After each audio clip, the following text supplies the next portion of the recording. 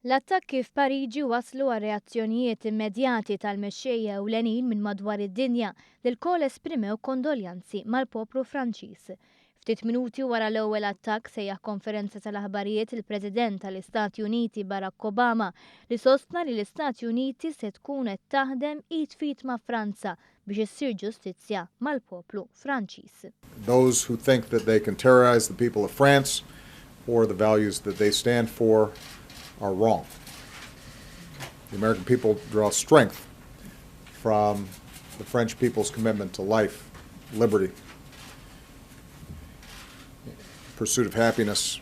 Segwa l-appell tal-Prim Ministru Ingliż David Cameron li wissa li l-livell ta' teddida fl-Ingilterra hija waħda għolja u għalhekk il-pajjiż qed jipprepara ruħu għal kull eventwalità. A horrifying and sickening attack.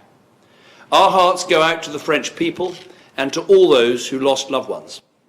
Today, the British and French people stand together. Miegħu ingħaqdu wkoll f'messaġġ ta' kondoljanzi Reġina Elisabetta II u l-Prinċep Filippu permezz ta' tweet.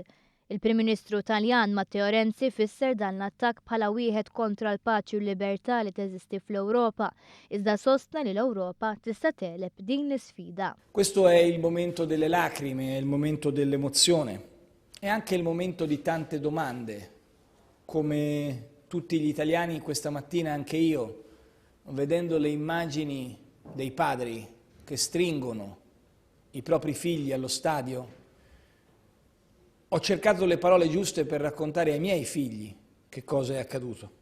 Is-sibt filgħodu l-Kanċiller Ġermaniża Angela Merkel iddeskriviet dak li ġara tul il-lejl bħala ħolma kera ta' vjolenza, terrur u biża' u filwaqt li esprimiet is-soba ta' pajjiżha wedet l-appoġġ tal-Ġermanja fit-tfittxija għal dawk responsabbli għall-attakki. Ma naqsux lanqas il-messaġġi tal-Unjoni Ewropea u l-istituzzjonijiet tagħha u għadd ta' mexxejja oħra minn madwar id-dinja.